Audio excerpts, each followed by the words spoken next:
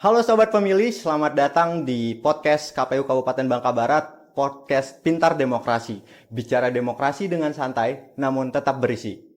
Sobat Pemilih, pemilu dan pilkada disebut pesta demokrasi. Tapi, apakah proses ini benar-benar meriah untuk rakyat? Atau hanya jadi ajang perebutan kursi bagi para elit? Dari pendaftaran calon, kampanye, dan dana kampanye yang penuh tanda tanya, hingga hari pemungutan suara yang menegangkan. Proses ini panjang, rumit, dan penuh resiko. Di balik semua itu, KPU dituntut tegas sekaligus transparan. Sobat Pemilih, hari ini kita kedatangan narasumber yang sangat luar biasa, yaitu Divisi Teknis Penyelenggaraan Pemilu KPU Kabupaten Bangka Barat, Bapak Kadir Jailani, SHI, yang akan membahas hal seputar dengan Pilkada KPU Kabupaten Bangka Barat tahun 2024. Bersama saya sudah hadir Pak Kadir. Bagaimana kabarnya Pak Kadir? Alhamdulillah, sehat. Sehat, hari ini terlihat sangat cerah dan cukup tampan, walaupun lebih tampan saya sepertinya Pak. Ya, karena pertama sehat, yang kedua semangat kemerdekaan masih hangat. Karena baru kemarin kita melaksanakan Hari Kemerdekaan 17 Agustus. Jadi masih membara, semangatnya masih cukup membara ya. Betul. Hari ini kita mungkin bakal ngobrol singkat, tapi harapannya juga tetap edukatif Pak. Ya. Karena di KPU Kabupaten Bangka Barat, Bapak yang menaungi teknis penyelenggaraan pemilu Kabupaten Bangka Barat. Jadi hari ini kita akan berbicara sedikit tentang pelaksanaan tahapan pilkada yang berhubungan dengan tahapan teknis Pak. Ya. Sebelum kita masuk pada pembahasan kita, mungkin teman-teman di rumah, Sobat Pemilih juga pengen tahu gimana latar belakang Pak Kadir sebelum hadir sebagai penyelenggara pemilu di KPU Kabupaten Bangka Barat, Pak. Oke. Mungkin bisa diceritakan sedikit. Terima kasih Mas Adan. Profil singkat saya sebelum saya diamanahkan di Komisioner KPU Kabupaten Bangka Barat. Sebelumnya saya pernah menjadi penyelenggara di tingkat kecamatan, yaitu di PPK Kecamatan Jebus di tahun 2015 dan juga PPK sebagai anggota di tahun 2017. Nah, setelah itu saya di pelaksanaan demokrasi berikutnya di tahun 2019 saya menjadi pengawas kecamatan dan juga sampai tahun 2020. Itu kalau untuk latar belakang sebagai penyelenggara pemilu, dan juga dilanjutkan sebelum di KPU itu melamar juga sebagai anggota PPK di tingkat kecamatan untuk Kecamatan Jebus. Oke. Berarti sebenarnya untuk kepemiluan sendiri Bapak Kadir sudah melalui perjalanan yang cukup panjang gitu ya Pak, untuk di hal kepemiluan ini dari tingkat kecamatan hingga hari ini sebagai anggota KPU Kabupaten Bangka Barat. Ya, lumayan. Artinya sudah 5 kali kalau kita hitung untuk menjadi penyelenggara di tingkat kecamatan, baik itu di penyelenggaraan tingkat di bidang teknis maupun di pengawasan di bawah naungan Bawaslu. Oke. Kita langsung aja kali Pak ya, biar mempersingkat waktu juga. Oke. Mungkin pertanyaan sederhana pertama dari saya, boleh nggak Bapak jelasin sedikit tentang apa itu pilkada atau pemilihan kepala daerah? Ya, kalau pilkada itu sendiri kadang-kadang di apa namanya, antara kalau pemilu itu disebut pemilihan umum seperti itu. Nah, pilkada ini kadang-kadang pasangannya pemilihan gitu ya. Nah, lebih familiar disebut dengan pilkada. Nah, sesuai dengan singkatannya, yakni pemilihan kepala daerah. Nah, tentunya ini ada kedaulatan masyarakat untuk diberikan kepada pasangan calon, gitu. Untuk di wilayah tertentu, misalnya kita di Kabupaten Bangka Barat seperti itu. Nah, masyarakat untuk memberikan kedaulatannya kepada para calon yang diusung perseorangan maupun yang diusung oleh partai politik atau gabungan partai politik seperti itu. Jadi memberikan mandat seperti itu. Masyarakat memberikan mandat kepada pasangan calon. Jadi pemberian legitimasi atas posisi pimpinan kepala daerah ya. Ya, Tadi Pak Kadir sedikit menyebutkan kata tentang pemilu. Nah, mungkin ini juga jadi pertanyaan yang cukup masif gitu. Apa sih Pak beda antara pemilu dan pilkada yang mungkin secara signifikan bisa bikin kita langsung ini perbedaan yang cukup signifikan antara pemilu dan pilkada. ya. Baik, terima kasih Mas Adam. Ya, kadang-kadang kalau di masyarakat itu mereka menyamakan, pokoknya mau pemilu, pokoknya pilkada pun kadang-kadang disebut pemilu seperti itu. Nah, ini kesempatan ini yang sangat berharga, kita memberikan edukasi kepada masyarakat bahwa kalau pemilu itu perbedaan yang sangat signifikan itu adalah jenis dari pemilihannya seperti itu. Nah, kalau pemilu itu pemilihan umum, kita memilih presiden, memilih legislatif, tentunya DPR RI, DPD RI, DPRD provinsi dan DPRD kabupaten seperti itu. Nah, kalau untuk pilkada yang saya sampaikan tadi, ini adalah untuk pemilihan kepala daerah, kedaulatan rakyat yang memberikan haknya kepada putra daerah terbaik yang diusung oleh partai politik maupun pasangan calon perseorangan. Berarti ada perbedaan pada yang dipilih ya gitu ya. Ya, untuk peruntukan yang dipilihnya gitu ya. Ya, nah yang perbedaan lainnya adalah kalau pemilu itu kita suara-suaranya 5. Nah, kalau di pilkada kemarin tahun 2024 itu kita memilih bupati dan juga memilih gubernur itu 2. Nah, perbedaan yang lain lagi ketika misalnya kalau kita dalami itu kalau pemilu itu TPS-nya cenderung lebih banyak karena dibatasi pemilihnya itu hanya 300. Nah, tapi ketika pilkada ini agak sedikit menyusut seperti itu karena contohnya kita di Kabupaten Bangka Barat itu dalam satu TPS itu pemilihnya dibatasi 600. Jadi otomatis ada penyusutan dari pemilu ke pilkada. Oh, berarti angka 300 dan 600 itu per TPS, Pak ya? Iya. Angka maksimal per TPS. Sehingga dia mempengaruhi jumlah TPS yang tersebar ya? Iya, karena yang pastinya KPU RI juga sudah menghitung alokasi waktu untuk ketika pelaksanaan pungut hitung dan ini memakan waktu yang banyak. Karena dalam satu kotak itu ya katakanlah maksimal pemilihnya semuanya 300 dikali 5 seperti itu. Nah, dengan 2 TPS itu dikali 2 itu kan hampir mendekati sama seperti itu. Oke. Nah, Pak, kan kita bekerja di KPU pasti sama-sama sering mendapat pertanyaan dari teman-teman atau kerabat kita yang cenderung apatis. Mereka akan bilang, apa sih pentingnya pilkada gitu? Kenapa kita harus milih? Toh nggak ada dampak yang secara langsung kita rasakan gitu. Boleh nggak Pak kasih tips sedikit? Kenapa kita harus ikut dan terlibat dalam proses pilkada, terutama dalam memberikan hak suara kita? Ya, baik, terima kasih. Memang celetukan atau omongan yang sepintas bahwa memilih juga nasib kita seperti ini. Nah, perlu kita sadari, kita juga menyampaikan kepada masyarakat karena menggunakan hak suara ini penting. Seperti itu. Karena kita memberikan mandat kepada orang untuk memimpin kita 5 tahun ke depan. Nah, kalau bagi saya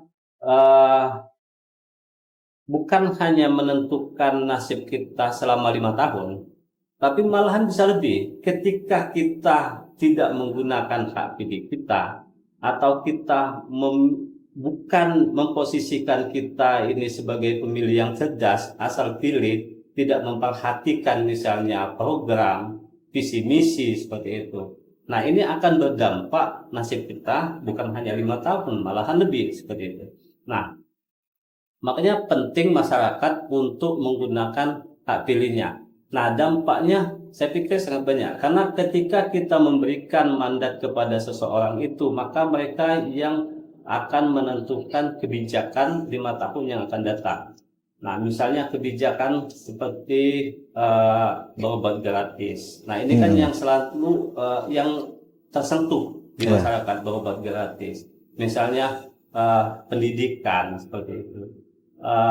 Sosial budaya seperti itu. Jangan sampai budaya misalnya di Bangka Barat ini budaya-budaya yang sudah ada ini malah hilang karena tidak misalnya dipimpin oleh orang yang tidak paham misalnya dengan budaya seperti itu. Nah, ini makanya penting untuk kita memilih pemimpin sesuai visi misi dan program yang akan membawa kita ke masyarakat yang lebih baik lagi. Kalau boleh saya ambil kesimpulan, berarti pilkada itu adalah sebuah proses pemilihan langsung oleh penduduk administratif setempat untuk memilih atau memberikan legitimasi kekuasaan pada yang dipilih gitu Pak ya. Ya. Baik tingkat kabupaten, kota ataupun provinsi. Baik Pak Kadir. Nah, pertanyaan pertama terkait tahapan pencalonan, Pak. Bagaimana syarat seseorang untuk bisa mendaftarkan dirinya sebagai calon bupati atau wakil bupati di tingkat kabupaten kota, Pak? Ya, oke, Mas Adan. Jadi ada syarat pencalonan dan juga ada syarat calon. Nah, kalau syarat pencalonan itu kalau di dalam PKPU itu bahwa jumlah penduduk yang termaktub dalam DPT itu 200 jumlah penduduk 250.000 dan yang di dalam DPT itu syaratnya dukungan 10%. Itu akumulasi suara. Kalau untuk syarat yang perseorangan, kalau yang perseorangan itu dia hampir sama, tapi 10% juga. Tapi untuk itu tadi kalau yang partai politik itu tadi akumulasi suara, kalau untuk perseorangan itu syarat dukungan. Dukungan. Nah, untuk syarat calon itu syarat calon usia minimal 25 tahun. Setelah itu ada syarat pendidikan minimal itu SMA sederajat. Setelah itu ada syarat menyatakan visi misi dan juga ada apa namanya untuk kesehatan, jasmani rohani, dan keterangan tidak pernah pilot, dan juga ada SKCK, dan juga ada surat keterangan dari pengadilan bahwa tidak pernah terpidana, dan lain-lain. Nah, untuk bagaimana Pak untuk calon yang pernah menjadi narapidana?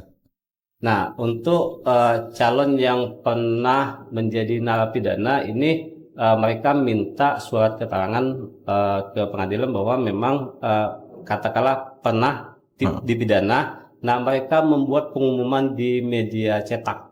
Nah, itu dikirimkan ke kita sebagai bukti. Sebenarnya tadi ada pertanyaan lanjutan Pak dari saya, tapi ternyata sudah Bapak rangkum di pertanyaan yang pertama. Ya. Berarti saya lompat ke pertanyaan selanjutnya, Pak Kadir. Setelah dipaparkan tadi terkait syarat pencalonan dan syarat calon untuk mengajukan diri sebagai calon kepala daerah, di tahapan selanjutnya bagaimana proses pendaftaran hingga verifikasi yang dilakukan oleh KPU-nya, Pak? Ya, jadi nanti para calon itu mendaftar ke KPU, datang ke kantor KPU dengan membawa berkas fisik untuk syarat pencalonan seperti itu. Kalau untuk syarat calon ini kan nanti melalui sistem silon seperti itu semuanya. Nah, nanti KPU Kabupaten Bangka Barat itu memverifikasi apakah berkas yang dibawa ini sudah lengkap atau belum. Nah, ketika misalnya berkasnya belum lengkap, maka kita akan kembalikan seperti itu. Dan waktunya nanti sampai penutupan masa pendaftaran seperti itu. Kita masih tetap kita tunggu untuk mengembalikan berkas yang kita anggap kurang seperti itu. Oh, jadi untuk syarat pencalonan itu dibawakan fisiknya lalu diverifikasi oleh KPU secara langsung, Pak ya? Iya. Dan jika tidak memenuhi syarat dikembalikan untuk dilakukan perbaikan. Selama masa pendaftaran tersebut 3 hari. Oke, Pak. Nah, di pelaksanaan Pilkada 2024 kemarin di Kabupaten Bangka Barat, di tahapan pencalonan ada hal yang menarik nggak Pak untuk diceritakan? Mungkin ada hal yang seru, entah oh ketika pendaftaran mereka diantarkan dengan sekian ratus orang gitu, dengan long march atau seperti apa gitu yang terjadi di masa pencalonan itu Pak. Ya, baik. Untuk di KPU Kabupaten Bangka Barat, mungkin perlu semua sahabat pemilih ketahui, kita kemarin itu ada 3 pasangan calon yang mendaftar ke KPU Kabupaten Bangka Barat, seperti itu. Nah, ada 3 calonnya ini masing-masing tentu punya caranya sendiri seperti itu ketika mendaftar ke KPU. Ada pasangan calon yang diiringi dengan masa yang ya katakanlah cukup banyak, ada yang sedang, ada yang tidak terlalu ramai, tapi mereka itu menggunakan, kalau hal yang unik itu belum sempat ini, tapi mereka menggunakan pakaian khas masing-masing seperti itu. Nah, misalnya ada Pak Haji Sukir dan Pak Bong Mingming itu dengan menggunakan pakaian khas yang coklat, yang sehingga sampai dicetak untuk apa namanya surat suara seperti itu. Dan juga pasangan yang lain pun sama kayak Pak Markus dan Pak Mansa dan Ibu Dwi seperti itu. Berarti mereka datang dan diantar oleh dalam tanda petik pasukannya dengan kehebohan masing-masing ya Pak ya? Iya, betul. Di tahapan lainnya mungkin ada tahapan kampanye dan dana kampanye yang cukup krusial sebenarnya kan Pak ya? Apalagi dana kampanye itu yang selama ini sering jadi pertanyaan masyarakat kita terhadap transparansinya seperti apa dan lain sebagainya. Mungkin kita boleh masuk ke tahapan kampanye dan dana kampanye, Pak. Ya. Untuk yang pertama, Pak, kita ke kampanye dulu. Bentuk kampanye seperti apa saja, Pak, yang diperbolehkan oleh aturan yang berlaku, Pak? Mungkin yang sederhana aja, yang simpel aja, Pak. Ya, oke. Kalau kita berbicara tentang kampanye, di tahapan kampanye, nah kampanye ini diatur oleh PKPU 13. Apa sih itu kampanye? Kampanye itu adalah bagaimana pasangan calon dan timnya itu untuk meyakinkan masyarakat dengan visi misi dan program mereka, dan di situ juga sekaligus memberikan pendidikan politik seperti itu. Nah, adapun kampanye yang dapat dilakukan itu misalnya pertemuan terbatas, dialogis, ada juga debat seperti itu. Yang debat ini kan yang difasilitasi oleh KPU seperti itu. Dan juga ada pemasangan alat peraga kampanye, ada juga apa namanya kegiatan yang lain yang tidak melanggar, yang tentunya misalnya kegiatan lain itu dalam bentuk misalnya lomba atau jalan santai dan lain sebagainya seperti itu. Kalau penggunaan sosial media itu diperbolehkan, Pak? Oh ya, untuk media sosial juga diperbolehkan. Tentu limit waktunya juga diatur seperti itu, dan juga di media elektronik. Nah, seperti yang saya paparkan sebelumnya tadi, bahwa di dalam pelaksanaan kampanye kan juga beriringan dengan tahapan dana kampanye gitu, yang sering sekali jadi pertanyaan bersama seperti apa gitu pelaksanaannya. Boleh nggak Pak ceritakan sedikit tentang dana kampanye itu apa, seperti apa prosesnya, pelaporannya seperti apa? Karena kan nggak mungkin kampanye itu tidak mengeluarkan dana kan, sudah menjadi rahasia umum lah bahwa kampanye dilaksanakan pasti menggunakan dana, sehingga kan harusnya ada pelaporan yang dilakukan oleh pasangan calon atau para kandidat dalam melaksanakan kampanye ini, Pak. Ya, betul apa yang disampaikan oleh Mas Adan. Tentu pelaksanaan kampanye ini pasti memakan kos yang sangat lumayan seperti itu. Nah, ini perlu diatur seperti itu, bagaimana penggunaan dan alur keluar masuknya seperti itu, misalnya penerimaan sumbangan dan lain sebagainya. Nah, tentu bentuk transparansinya harus jelas seperti itu, karena dalam proses demokrasi ini bukan untuk siapa yang paling banyak duit seperti itu. Nah, tapi bagaimana mereka menerjemahkan visi misi dan program mereka. Nah, tentunya untuk media kampanye tadi kan ada baliho, ada spanduk, ada selebaran dan kegiatan lainnya seperti itu. Nah, tentu KPU ingin mengatur itu. Misalnya ada RKDK, rekening khusus dana kampanye. Setelah itu ada juga setoran awal, laporan awal dana kampanye. Setelah itu ada tempatnya untuk menampung, ada juga penerima sumbangan LPSDK seperti itu. Yang siapa yang menyumbang. Nah, ini kan diatur. Tentunya disertai dengan identitas yang jelas seperti itu. Setelah itu setelah menerima sumbangan, tentu ini kan ada pengeluaran dan penerima dan pengeluaran seperti itu. Nah, ini diatur supaya klop seperti itu, yang disumbang berapa, yang dikeluarkan berapa seperti itu, harus matching seperti itu. Nah, ini dalam bentuk transparansi, dan juga kemarin itu kita ada pembatasan untuk masalah dana kampanye seperti itu. Oh, berarti dia sebenarnya secara ekonomi dia harus seimbang, Pak ya. Dana yang masuk itu dana yang keluar itu tidak boleh lebih besar dari dana yang masuk berarti kan. Betul. Dan itu dilaporkan secara bertahap ke KPU. Iya. Nah, Pak Kadir, setelah para kandidat atau para pasangan calon melaporkan laporannya, tadi kan ada LADK, ada LPSDK, ada LPPDK ya Pak ya? Iya. Itu dilakukan publikasi atau diumumkan nggak Pak ke masyarakat? Karena sebagai bentuk transparansi tentunya untuk diketahui oleh masyarakat umum. Ya, semua yang laporan tadi itu dipublikasikan kepada masyarakat. Ya, betul yang disampaikan oleh Mas Adan, bentuk keterbukaan atau transparansi dalam penggunaan dana kampanye. Berarti diumumkan melalui sosial media KPU Kabupaten Bangka Barat. Ya.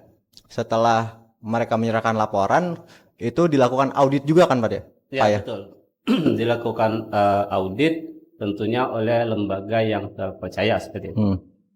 KAP, Kantor Angkutan Publik, dan masing-masing masing-masing pasangan calon itu satu KAP. Masing-masing pasangan calon itu dilakukan audit oleh satu KAP, kemudian hasil auditnya diumumkan kembali tentunya. Ya, tentu diumumkan kembali kepada masyarakat. Baik, sebenarnya berarti keterbukaannya sudah ada Pak ya? Ya. Untuk diketahui oleh masyarakat, tinggal kita mau mencari tahu atau tidak gitu ya Pak ya? Ya, betul. Makanya masyarakat diharapkan untuk ada peran serta untuk mengawasi seperti itu. Karena pada hakikatnya semua kita ini adalah pengawas seperti itu. Nah, bentuk keterbukaan itu supaya mereka bisa memantau sumbangan dari siapa, pemasukannya berapa, dikeluarkannya seperti apa, seperti itu. Jadi sobat pemilih harapannya juga tetap berperan aktif dalam perjalanan pelaksanaan tahapan pemilihan gitu Pak ya. Betul. Baik Pak Kadir, mungkin kita bisa lanjut ke satu tahapan yang bisa dibilang sangat penting, tapi tahapan lain juga nggak kalah penting sih, sama-sama penting, dan ini biasanya yang ditunggu bersama seluruh masyarakat Indonesia kali, karena pilkada kemarin secara nasional akan dilakukan serentak. Betul. Tahapan pemungutan dan penghitungan suara. Hari H pemungutan suara itu adalah puncak dari seluruh tahapan, tapi apa yang terlihat sederhana di TPS sebenarnya adalah rangkaian prosedur yang sangat detail dan cukup kompleks kata ya. Betul.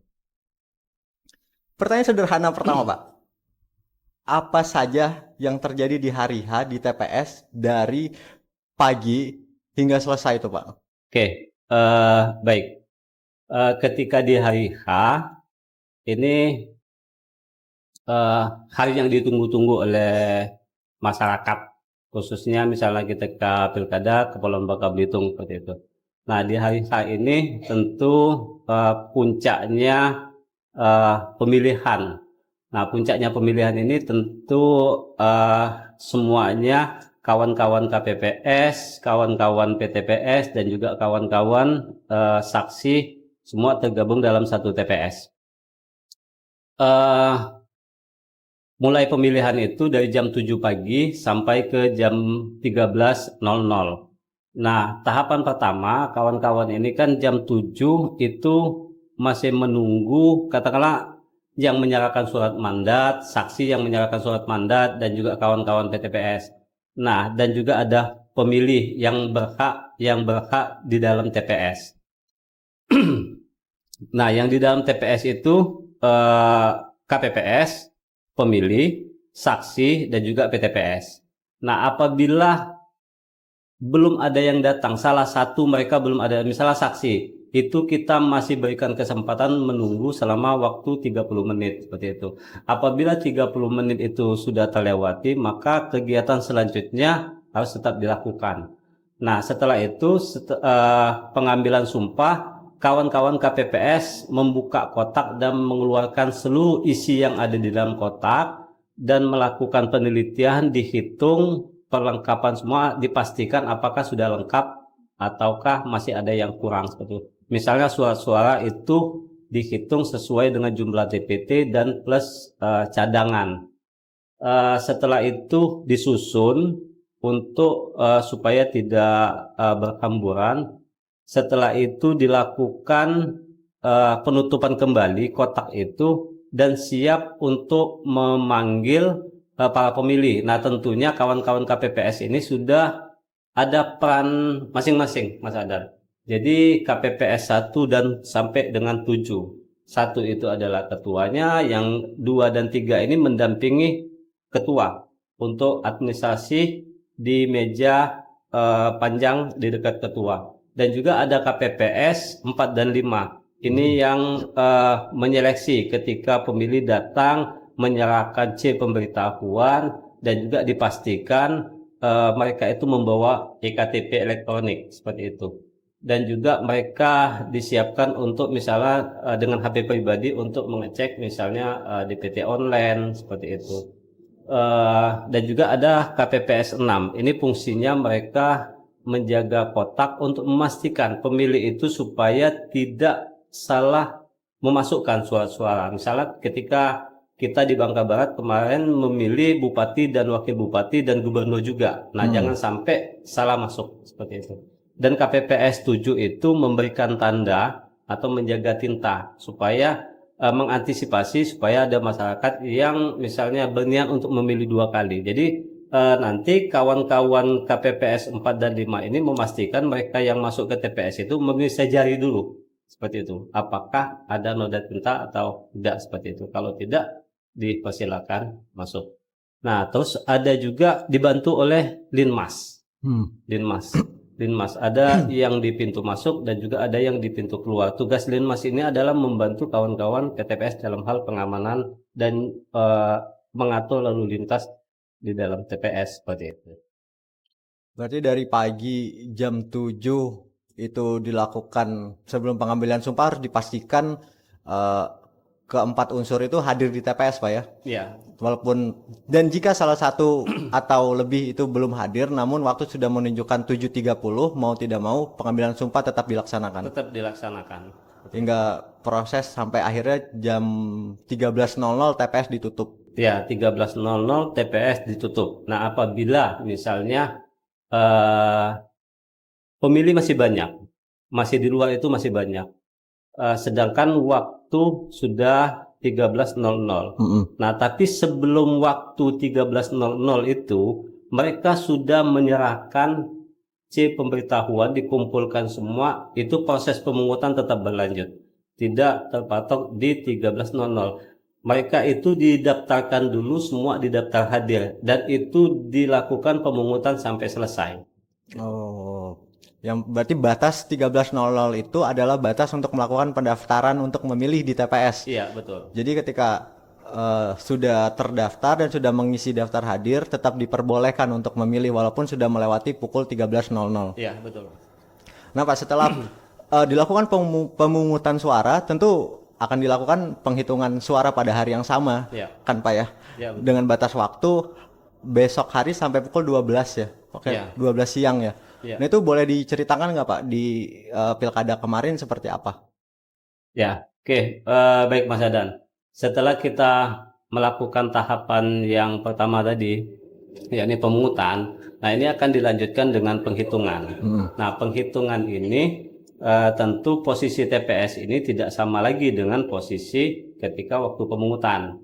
Posisinya akan berubah dan nanti di tengah-tengah itu nanti ada kayak papan tulis triplek yang fungsinya untuk menempelkan hasil seperti itu.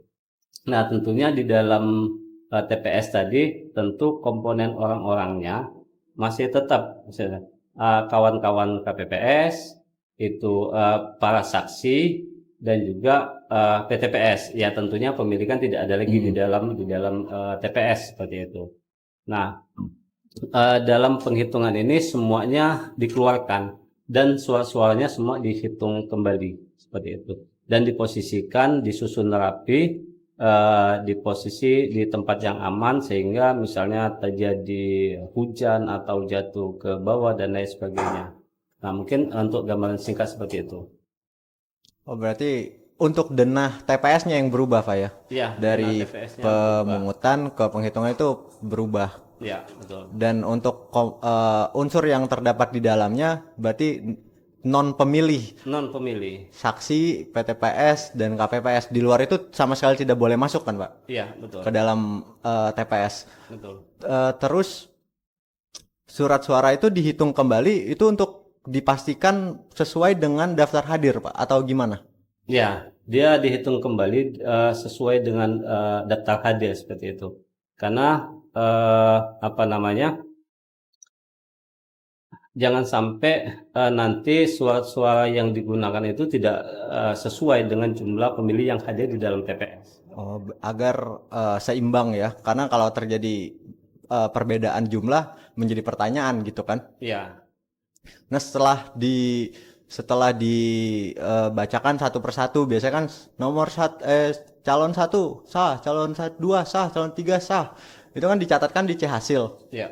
Itu kalau yang dilakukan KPPS waktu moto-moto itu apa itu, Pak? Boleh dijelaskan sedikit, Pak? Oh ya. Jadi sesuai yang dikatakan Mas Adan tadi, jadi ketika dinyatakan suara itu sah, dan kawan-kawan KPPS langsung memberikan tally, namanya tally seperti itu. Tally dan yang disampaikan tadi dengan dipoto itu dalam bentuk untuk dokumentasi dan itu akan untuk upload di Sirekap. Sirekap itu boleh dijelaskan, Pak? Apa itu Sirekap? Sirekap ini sistem informasi untuk rekapitulasi seperti itu. Nah, Sirekap ini adalah bentuk keterbukaan KPU kepada masyarakat. Jadi kita melakukan penghitungan misalnya di TPS dan juga di tingkat PPK dan juga di tingkat kabupaten. Nah, ini semuanya dalam bentuk keterbukaan. Di dalam TPS pun itu tidak ada ditutup-tutupi seperti itu. Jadi terbuka, masyarakat bisa menyaksikan. Tentunya bukan berada dalam TPS, tapi di luar TPS. Dan masyarakat ketika selesai melakukan penghitungan, kawan-kawan KPPS selesai melakukan penghitungan, itu diberikan waktu kesempatan untuk mendokumentasikan seperti itu. Nah, dalam bentuk katakanlah partisipasi masyarakat dalam proses demokrasi dan juga bentuk keterbukaan KPU memberikan akses mereka untuk memfoto. Pendokumentasian asal tidak dilakukan di dalam TPS ya, berarti ya, dari luar boleh. Dari luar boleh, karena dikhawatirkan nanti mengganggu. Karena di dalam TPS itu ada suara-suara itu yang ya sebagai bukti otentik lah. Ketika nanti ada timbul permasalahan seperti itu. Nah, ini barang ya dokumen negara seperti itu. Jadi agak rawan seperti itu dan dikhawatirkan ada hal-hal yang tidak kita inginkan terjadi di dalam TPS. Karena bayangkan kalau di sekelilingan itu semua mau mengakses masuk ke dalam TPS. Nah, ini kita akan kewalahan di dalam TPS nantinya. Nah, Pak, setelah dilakukan penghitungan itu kan dimasukkan kembali ke dalam kotak. Habis itu kotaknya dibawa kemana, Pak? Apakah ke tingkat desa, kelurahan di PPS atau langsung ke kecamatan atau langsung ke tingkat kabupaten kota, Pak? Ya, setelah semuanya dipastikan selesai, itu kan dimasukkan lagi ke dalam kotaknya. Berapa Pak rentan waktu boleh kotak itu berada di kantor desa atau kelurahan? Apakah menginap? Apa dipastikan harus segera dibawa ke gudang di tingkat kecamatan atau seperti apa?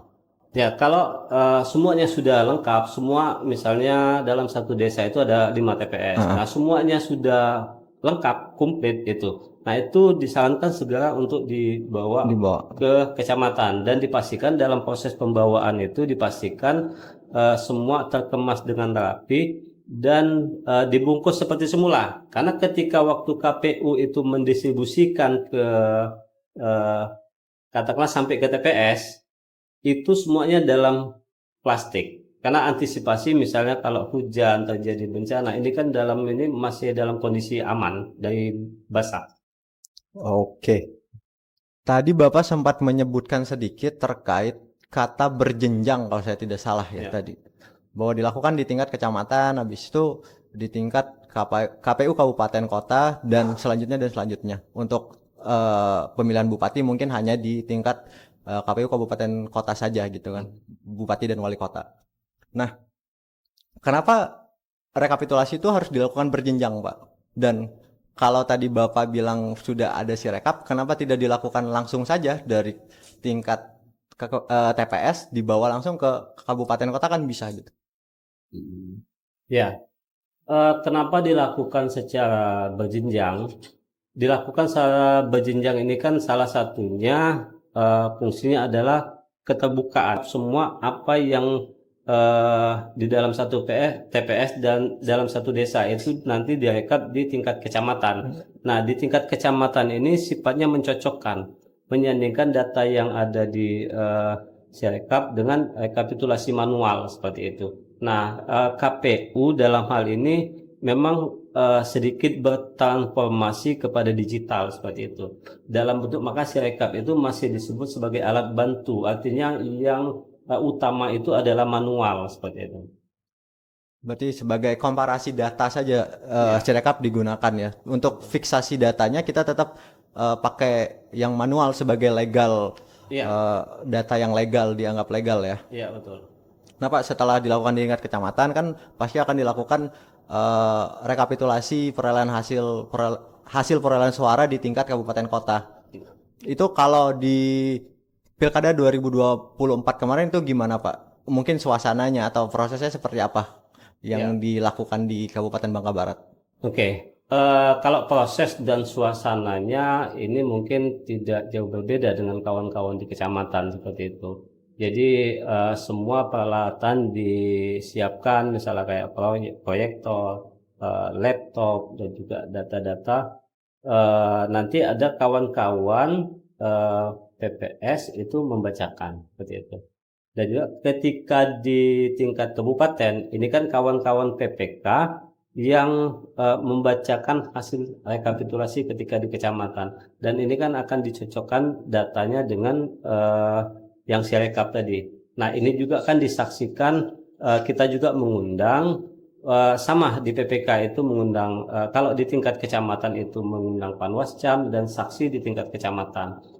Dan juga kita KPU Kabupaten Bangka Barat itu kemarin menghimbau untuk tertib di dalam apa namanya rekapitulasi di tingkat kecamatan. Tertib dalam artian memang siapa yang berhak masuk ke dalam Ruang sidang. sidang pleno seperti itu. Karena dikhawatirkan nanti kan dalam satu pasangan calon ini kan dua orang saksi yang diutus gitu kan, yang di dalam surat mandat dan juga yang di dalam apa di dalam sidang pleno ini kan satunya sebagai ganti seperti itu. Nah, Pak Kadir, setelah dilaksanakannya rapat pleno rekapitulasi di tingkat kabupaten, kan harusnya dilakukan penetapan calon terpilih, kan Pak ya? Boleh nggak Pak diceritakan sedikit di Pilkada 2024 kemarin apa yang terjadi di KPU Kabupaten Bangka Barat?